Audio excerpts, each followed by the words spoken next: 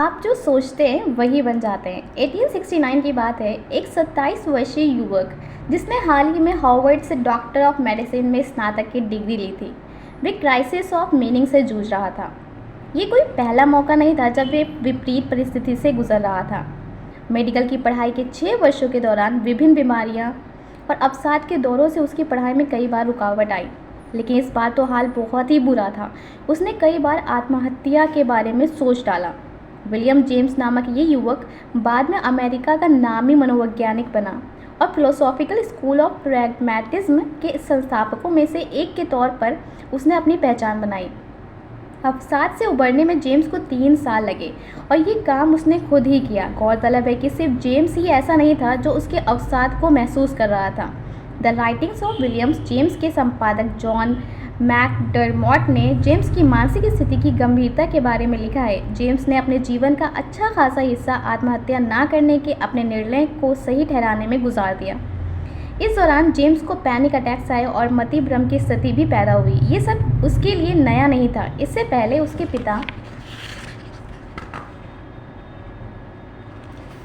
पिता ने भी बरसों तक ऐसा ही तकलीफदेह परिस्थितियों का सामना किया था।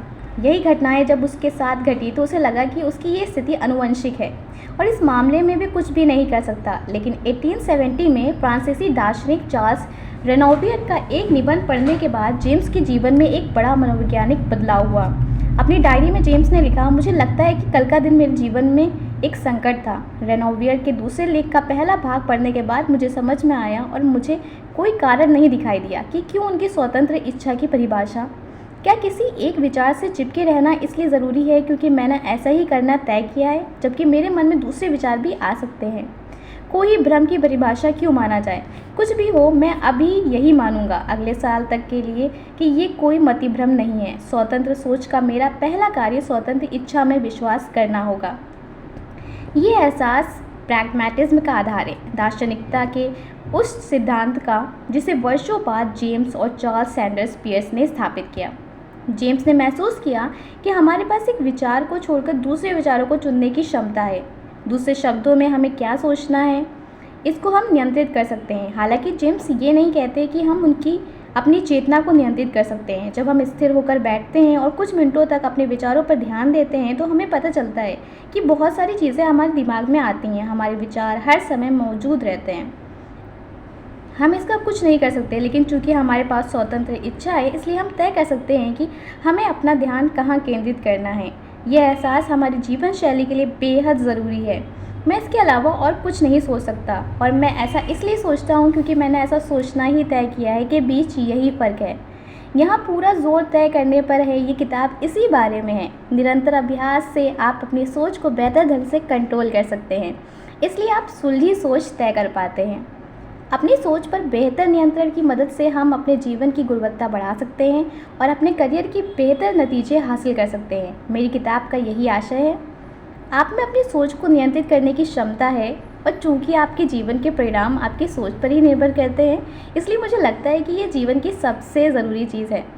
सोचने का तरीका सुधारने के बाद कुछ भी हासिल करना असंभव नहीं है।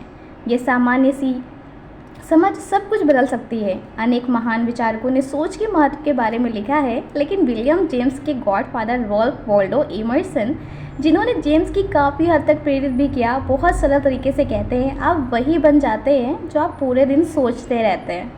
मेरा मानना है कि ये बात बिल्कुल सही है, लेकिन हमें ये ध्यान भी रखना चाहिए कि हमारे कार्य हमारी सोच के अनुरूप हो। इसका सीधा मतलब ये हुआ कि अपनी सोच बदले बिना हम अपने एक्शंस को नहीं बदल सकते। तो चलिए शुरुआत करते हैं। प्रैक्टिकल थिंकिंग के लिए हमें किताब क्यों चाहिए? इंसानी दिमाग एक बेहतरीन टूल है। ये किसी भी टेक्नोलॉजी, मशीन या इंस्ट्रूमेंट से कहीं अधिक महत्वपूर्ण है। मास्टरी के लेखक रॉबर्ट ग्रीन इस बात को बहुत अच्छे ढंग से कहते हैं, अगर कोई ऐसा इंस्ट्रूमेंट है जिससे आप प्यार कर सकते हैं या जिसके लिए जुनून रख सकते हैं तो वे है इंसानी दिमाग, जो इस पूरे ब्रह्मांड में सबसे चमत्कारी, विस्मयकारी इंफॉर्मेशन प्रोसेसिंग टूल है। ऐसा टूल जिसकी जटिलताओं की हम कभी था नहीं पा सकते और जो आयामी शक्तियों, सुरुचि और उपयोगिता के मामले में किसी भी टेक्नोलॉजी को पीछे छोड़ देता है। हालांकि एक समस्या है, हम सब इस टूल के साथ पैदा तो होते हैं, मगर इसके सही इस्तेमाल के बारे में हमें पता नहीं होता। इस तरह से देखा जाए तो हम सब बहुत ही अव्यावहारिक हैं। हम सब खुद को बहुत बड़ा विचारक समझते हैं, लेकिन इस बारे में रिसर्च कुछ और ही कहती है। हमें लगता है कि हमारे फैसले बहुत प्रैक्टिकल और लॉजिक और पर आधारित होते हैं, लेकिन ऐसा नहीं है। जैसा कि प्रेडिक्टेबल इरेशनलिटी के लेखक डैन एरली लिखते हैं, हम आमतौर पर खुद को ड्राइविंग सीट पर बैठा हुआ समझते हैं, जिसके पास अब तक लिए गए सारे निर्णय और जीवन की दिशा पर पूरा कंट्रोल है। लेकिन अफसोस, ये सोच हमारी इच्छाओं से ज़्यादा जुड़ी हुई है। हम खुद को वास्तविकता से अलग अपनी सोच के अनुसार देखना चाहते हैं। चाहने पर बल मैंने दिया है। ये कहना शायद सही होगा कि हम प्रैक्टिकल थिंकर्स नहीं हैं। इस बात का सबूत है 100 से अधिक कॉन्ग्रेटिव बायसेस, जानबूझकर पक्षपात की वे सूची जिसे वैज्ञानिकों ने पिछली एक सदी में तैयार किया है। हम फैसले अक्सर अपनी गट फीलिंग, भावनाओं के आधार पर और सही जानकारी के बिना ही ले लेते हैं। मैंने बेटर थिंकिंग और डिसीजन के बारे में बहुत सारी किताबें पढ़ी हैं जो मुझे पसंद भी आई, लेकिन उन सब में एक ही समस्या थी कि वे प्रैक्टिकल नहीं थी। उन किताबों में कहानियों के माध्यम से इस बात को तो अच्छे ढंग से समझाया गया कि हम जिस ढंग से सोचते हैं वैसा क्यों सोचते हैं, लेकिन मुझे कोई भी एक प्रैक्टिकल किताब नहीं मिली जो ये बता सके कि अपने सोचने का ढंग कैसे बदला जा सकता है। इसीलिए मैंने ये छोटी सी किताब लिखी है। इसमें भी सब कुछ है जो मैंने थिंकिंग के बारे में सीखा है। मेरा उद्देश्य आपको कम से कम एक ऐसा आइडिया देना है जिससे आप अपनी थिंकिंग को बेहतर बना सकें और फलस्वरूप अपनी ज़िंदगी, बिजनेस और अपने करियर को भी। इसलिए मैंने अपने सभी बेहतरीन आइडियाज़ यहाँ शेयर किए हैं। मैंने सुलझी सोच इस ढंग से लिखी है कि आप इसे एक से अधिक बार पढ़ सकें, और मुझे उम्मीद है कि इस मामले में ये किताब एक एंकर का काम करेगी, खासकर आपके कठिन समय में।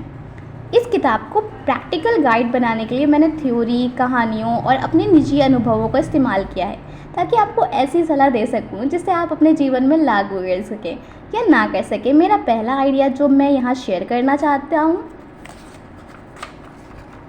वह ये है कि इस तरह की किताबें तभी काम करती हैं जब आप अपना दिमाग खुला रखें। अगर आपको लगता है कि अभी आप इसके लिए तैयार नहीं हैं, तो मैं आपके जीवन का 1 घंटा बचा सकता हूँ।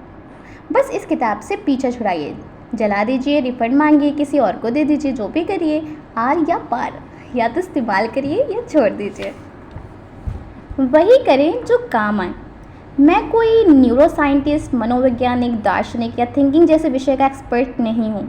मैं ऐसा व्यक्ति हूँ जिसने अपनी पूरी ज़िंदगी इस गलत फहमी में गुजार दी कि हमारी थिंकिंग को कंट्रोल नहीं किया जा सकता।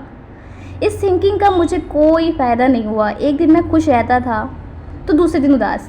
मुझे बड़ी जल्दी गुस्सा आ जाता था और मुझे अपने करियर, बिजनेस या रिश्तों में आने वाली साधारण सी समस्याओं का हल नहीं मिलता था। लेकिन अनुभव और डायरी लिखने, पढ़ने और अपने अंदर झाँक कर देखने से मुझे बेहतर ढंग से सोचने का तरीका मिल गया। मुझे कैसे मालूम कि सोचने के मामले में मैं पहले से बेहतर हो गया हूँ। अब मैं अपनी सोच का गुलाम नहीं हूँ और इस वजह से पहले से कहीं ज़्यादा खुश रहता हूँ। मैं अपने दिमाग का इस्तेमाल करता हूँ, मेरा दिमाग मेरा इस्तेमाल नहीं करता। मेरे लिए सोचने के बेहतर तरीके की यही परिभाषा है। इसका इस बात से कोई वास्ता नहीं कि आप कितने स्मार्ट हैं या गणित के कितने सवाल हल कर सकते हैं। इसका संबंध बस इस बात से है कि दिमाग का इस्तेमाल करके आप अपना वांछित लक्ष्य प्राप्त कर लें। मैं इस बात का कोई दिखावा नहीं करता कि बेटर थिंकिंग के सारे तरीके मैं जानता हूँ। हालांकि मेरे पास इस बात का जवाब ज़रूर है कि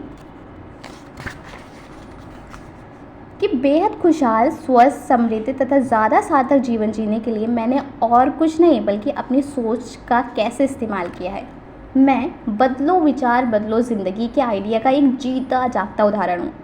महज 3 साल पहले मेरा दिमाग बहुत तनाव में रहता था। मैंने उद्यमिता की इच्छा छोड़ दी थी और मुझे अपने जीवन से नफरत हो गई थी।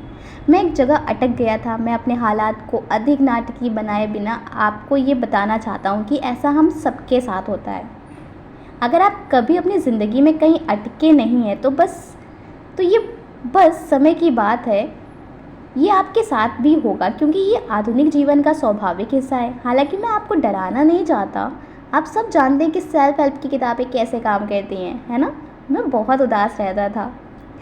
मैंने अपने सारे पैसे गंवा दिए थे। मैं डिप्रेशन का शिकार हो गया था। कुल मिलाकर मेरी ज़िंदगी बिल्कुल बर्बाद हो गई थी। लेकिन तभी मुझे एक्स मिला जिसने मेरा जीवन बदल दिया। एक्स वही आइडिया है जो आपको बेचा जा रहा है पूरी ईमानदारी के साथ। मैं आपको बताना चाहता हूँ कि मैं उनसे अलग नहीं हूँ। उदाहरण के लिए इस किताब में मैं आपको उपयोगी और बेकार दोनों ही सोच से जुड़ा आइडिया बेचना चाहता हूँ, लेकिन यहाँ एक फ़र्क है। यहाँ पर मैं आपको अपना नज़रिया दे रहा हूँ, उससे ज़्यादा और कुछ नहीं। अब ये आप तय करेंगे कि इस आइडिया का क्या करना है। प्रैग्मैटिस्ट एंड फंक्शनल साइकोलॉजी के प्रणेता के रूप में प्रसिद्ध जॉन डेवी का एक प्रसिद्ध कथन है, जो काम करे वही सही है। लेकिन इसका मतलब ये नहीं है कि हम जो कुछ भी सुने या पढ़े उस पर विश्वास कर लें। ऐसा करने से हम भ्रमित होंगे। अगर हम हर समय सुलझी सोच चाहते हैं तो हमें ज़मीनी हकीकत और तथ्यों पर नज़र रखनी चाहिए, लोगों के नज़रिए को सुनना चाहिए, और तभी किसी प्रैक्टिकल नतीजे पर पहुंचा जा सकता है। सुलझी सोच के लिए ट्रेनिंग चाहिए।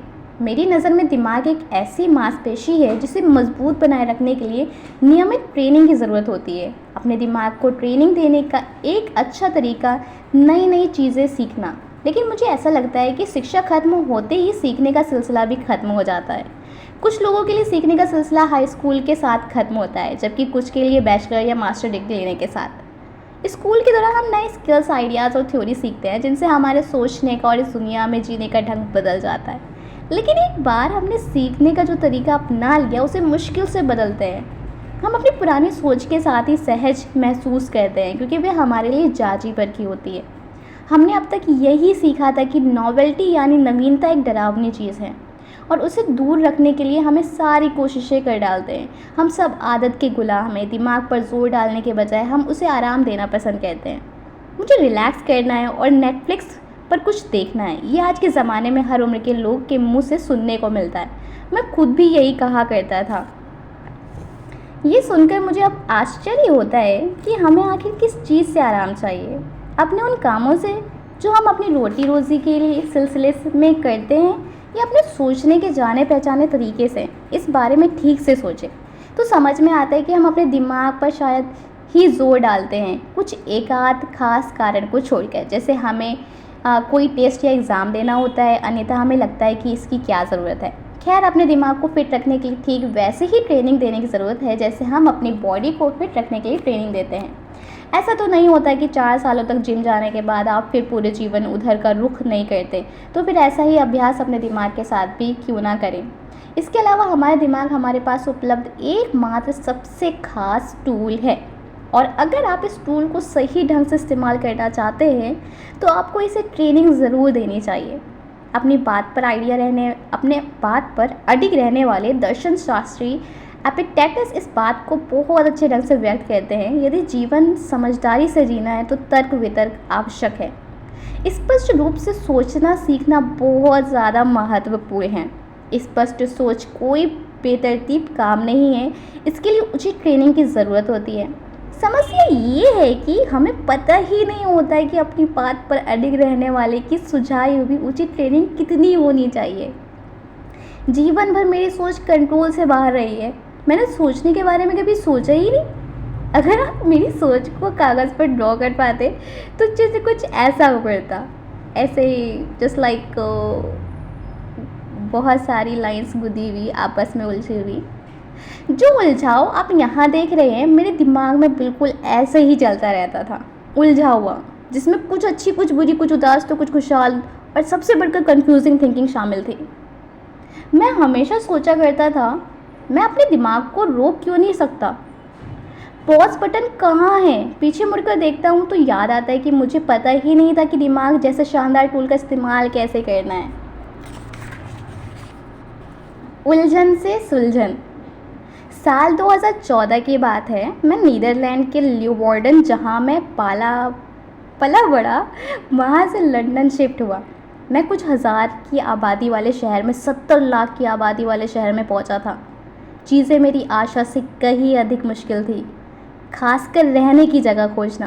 काफ़ी खोजने और अपने सहकर्मियों से बात करने के बाद मुझे पता चला कि अपनी जेबें खाली किए बिना बहुत शॉर्ट पीरियड में एक अपार्टमेंट खोजना लगभग नामुमकिन है। इसलिए मैंने अपार्टमेंट के बदले 3 महीने के लिए एक कमरा किराए पर लेने का फ़ैसला किया, जो कहीं आसान था। मैंने लंदन की उन जगहों को खंगालना शुरू किया जहां मेरे काम करने की जगह पर पब्लिक ट्रांसपोर्ट से 1 घंटे में पहुंचा जा सकता था। शुरुआती दौर में मेरा प्लान के अनुसार सब कुछ अच्छी तरह हो गया। 2 महीने के बाद मुझे साउथ वेस्ट लंदन में अर्ल्सफील्ड में किफ़ायती दर पर एक छोटा सा 1 बेडरूम अपार्टमेंट मिल गया। मैंने सब कुछ प्लान कर लिया था। मैंने किराए के कमरे की लीज़ कैंसिल कर दी और नए अपार्टमेंट की लीज़ साइन की। मेरी मदद के लिए हॉलैंड से मेरे माता पिता और भाई भी आ गए। चूँकि मेरे पास अधिक सामान नहीं था, इसलिए मैं सारा सामान उनकी कार में ही डालकर नई जगह जा सकता था, जो सिर्फ 10 मिनट की दूरी पर थी। मेरे हिसाब से ये एक बेहतरीन डील थी। मुझे बस अपना सामान पैक करना था, नई जगह की चाबी लेनी थी और पुरानी जगह की चाबी पुराने लैंडलॉर्ड को सौंपनी थी और नई जगह जाकर बस नेटफ्लिक्स देखना था और रिलैक्स करना था।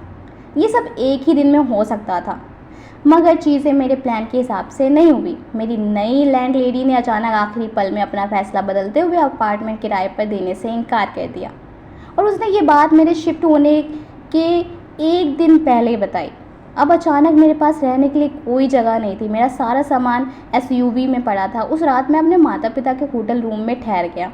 मैं बुरी तरह हैरान परेशान था। मेरे लिए भी एक मुश्किल वक्त था। मैं नहीं जानता कि मैं क्या करूँगा। मेरे पास रहने की जगह नहीं है। मेरा सामान वैन में पड़ा है। मैंने अपने लोगों को भी हॉलैंड से यहाँ बुला लिया और अब मैं एक बेवकूफ़ की तरह यहाँ बैठा हूँ। पूरी सुबह से शाम तक मैं अपने आप को कसूरवार ठहराता रहा। आप शायद सोचते होंगे, अच्छा जी हाँ, याद करता हूँ तो बस यही लगता है कि मैंने उस दिन बहुत ज़्यादा ही ड्रामा कर दिया था। खैर, अब जो हुआ सो हुआ। ड्रामा तो ज़रूर से ज़्यादा हो ही गया था। ये उदाहरण मैंने इसलिए चुना क्योंकि इससे पता चलता है कि उस दिन मेरी सोच कितनी बेवकूफ़ी भरी थी। मैंने अपना इतना अधिक समय सोचने में निकाल दिया था कि अब इस स्थिति को ठीक करने का रास्ता मुझे दिखाई ही नहीं दे रहा था। मैं ठीक से सोच नहीं पा रहा था, और वो भी किस लिए। इतनी बड़ी समस्या तो नहीं थी, छोड़िए, जाने दीजिए। अगले दिन जागने के बाद जब मेरे माता पिता और भाई ने मेरी हिम्मत बढ़ाई तो मैंने तय किया कि अपने नज़रों में अपराधी महसूस करने के बदले मैं अपनी समस्या का हल खोजूंगा। फिर क्या था, मैंने अपने आप से कहा, सुलझी सोच रखो। मुझे मालूम था कि इसके लिए मुझे अपने दिमाग में बैठी उलझन को सुलझाना होगा। मैं सीधा मुद्दे पर पहुंचना चाहता था, तो उसका खाका मैंने खुद कुछ इस तरह से खींचा कि बहुत सारी उलझी हुई लाइन्स हैं और उसके बाद लाइन ड्रॉ करके एक बड़ा सा गोला। बाईं तरफ बेकार सी सोच का जंजाल, चिंताएं, तनाव, तकलीफ़ें, कन्फ्यूज़न, क्या करना है कुछ पता नहीं। दाईं तरफ एक अकेली सीधी सी सोच जिसका एक अकेला उद्देश्य है। मैं अपने दिमाग को एक टूल के रूप में इस्तेमाल करना चाहता था। लंदन वाली कहानी के मामले में मुझे जल्दी से एक हल खोजने की ज़रूरत थी। जब मैंने सुलझी सोच का अनुसरण शुरू किया तो सब कुछ आसान होने लगा। नई जगह मिलने तक मैंने एयरबीएनबी बुक किया, जहां हम सब 1 सप्ताह तक रहे। इस बीच लैंडलेडी ने फिर से अपना इरादा बदला और अपना अपार्टमेंट मुझे किराए पर देने का फ़ैसला किया। तो मेरा सारा तनाव, चिंताएं और ज़रूर से ज़्यादा सोच सब कुछ बेमानी थी। ऐसा कब कब होता है जब हम बहुत जल्दी अपनी परिकल्पनाओं के आधार पर निष्कर्ष निकालकर किसी भी निर्णय पर पहुंच जाते हैं। हम सब इंसान ही तो हैं। हमसे गलतियां होती रहती है, हमारा मन बदलता रहता है। हम उन चीज़ों को सच मान लेते हैं जो हमेशा सच नहीं होती। ये बहुत सामान्य है, मगर अपने दिमाग को कंट्रोल से बाहर जाने देना सामान्य बात नहीं है। और बहुत सारे मौक़ों पर बेकार की सोचें सोचने के बाद मैंने खुद को बदलने का फ़ैसला किया। ऐसी कोई बहुत बड़ी घटना नहीं हुई या कोई सुपर ड्रामेटिक पल नहीं आया जिसने मुझे बदलने पर मजबूर कर दिया। ज़िंदगी कोई हॉलीवुड का ड्रामा नहीं है। जिस लोगों को मैं जानता हूँ जो समस्याएं झेलने के बाद बदले हैं, उनसे पता चलता है कि जीवन में कोई ऐसा पल आता है जब हम थोड़ा रुक कर कह उठते हैं, बस बहुत हो गया। और आपको पता है, जाने कितने ऐसे भी लोग हैं जो कभी नहीं बदलते, लेकिन उनसे हमें कोई मतलब नहीं है। सालों साल तक दिमागी उलझन सहने के बाद मुझे लगा कि मैं अपने दिमाग को बहुत तकलीफ़ दे चुका। मुझे अब इसे पहले से बेहतर बनाना है। आपको उस पल का इंतज़ार करने की ज़रूरत नहीं है जब आपको लगे मेरा सब कुछ बर्बाद हो गया। उस तरह के पल शायद कभी नहीं आते। 2 साल पहले मैंने अपनी सोच को बदलना शुरू किया। मैंने अपने दिमाग में बैठी उलझन को सुलझाना सीख लिया। अब शांति है। इस किताब के शेष हिस्सों में मैं आपको बताऊंगा कि मैं ऐसा कैसे किया। उसके पहले मैं आपको संक्षेप में ब्रीफ हिस्ट्री ऑफ थिंकिंग यानी सोच के संक्षिप्त इतिहास के बारे में बताऊंगा। सोच का अति संक्षिप्त इतिहास। सोच महत्वपूर्ण होती है, लेकिन सारी सोचें एक जैसी नहीं होती। आपकी सोच की क्वालिटी सबसे महत्वपूर्ण होती है। रोमन सम्राट और अपनी बात पर अडिग रहने वाले दार्शनिक मार्क्स ऑरेलियस ने इसे बड़े अच्छे ढंग से बताया है। ब्रह्मांड परिवर्तनशील है। हमारा जीवन वैसा ही होता है जैसा हमारे विचार इसे बनाते हैं। अपने आसपास के माहौल पर सरसरी नज़र डालें तो समझ में आता है कि ज़िंदगी कितनी तेज़ी से बदल रही है। नौकरियां गायब हो रही है। स्मार्टफोन ने तो हमें ज़ॉम्बी ही बना दिया है। पढ़ाई लिखाई का खर्चा लाखों में हो गया है। कॉस्ट ऑफ लिविंग भी तेज़ी से बढ़ रही है, मगर उस हिसाब से सैलरी नहीं बढ़ रही है। आपके पास खुद के लिए समय नहीं है, वगैरह वगैरह। ज़िंदगी इतनी तेज़ी से बदल रही है कि हर सुबह आप नई दुनिया में आंखें खोलते हैं। आप इस बारे में क्या सोचते हैं? अगर आप कुछ मेरे जैसे हैं तो आपके जीवन में इन सारे बदलाव की वजह से बहुत सारी सोच उभरी होंगी, यानी चिंता और अनिश्चितता। तो फिर इस माहौल में कैसे गुजारा करूं? मैं अपने बिज़नेस को बदलते बाज़ार के अनुकूल कैसे बनाऊं? मैं अपने करियर को कैसे आगे बढ़ाऊं? मैं अपने दिमाग को कैसे स्थिर बनाए रखूं? अपनी सोच पर महारत हासिल करना बहुत चुनौतीपूर्ण होता है। अपनी सोच पर महारत हासिल करने की इच्छा उतनी ही पुरानी है जितनी आधुनिक सभ्यता। 5वीं शताब्दी ईसा पूर्व से ही सभी युगों और क्षेत्रों के दार्शनिक एक बात पर सहमत है। इंसान का दिमाग एक ऐसा इंस्ट्रूमेंट है जो सारी समस्याओं का हल कर सकता है। बहुत से दार्शनिक इस बात पर भी सहमत है कि आपकी थिंकिंग क्वालिटी आपके जीवन की क्वालिटी तय करती है। कन्फ्यूशियस से लेकर सुकरात तक, डिकार्ट से लेकर विलियम जेम्स तक सभी सोचने के अपने तरीके के बारे में बात करते हैं। दुनिया को देखने का तरीका। हम में से अधिकांश लोग सुकरात की सबके बारे में सवाल करने की पद्धति, जिसमें अपने आप के बारे में सवाल करना भी शामिल है, के बारे में जानते हैं। मुझे एक बात पता है कि मुझे कुछ भी नहीं पता। ये प्रसिद्ध वाक्य सुकरात ने डेल्फी के ओरेकल से उस समय कहा था जब सुकरात को धरती का सबसे बुद्धिमान व्यक्ति घोषित किया गया था। ये तथ्य कि वे सोचता है कि वे कुछ भी नहीं जानता, उसे और अधिक बुद्धिमान बनाता है। ये है सोचने का एक तरीका। 17वीं सदी के फ्रांसीसी दार्शनिक रेने डिकार्ट इस बात को एक कदम और आगे बढ़ाते हैं। उन्होंने जीवन के पहलू पर सवाल किया, अपने अस्तित्व पर भी, क्योंकि आप कैसे जानते हैं कि आप सपने ही देख रहे हैं या मैट्रिक्स में नहीं रह रहे हैं। इसलिए संदर्भ में उनका ये वाक्य बहुत प्रसिद्ध है, कोगिटो एर्गो सम, जिसका लोकप्रिय अनुवाद है, मैं सोचता हूँ इसीलिए मैं हूँ। डिकार्ट ने निष्कर्ष निकाला कि उनका अस्तित्व रहना चाहिए क्योंकि वे सोचने में सक्षम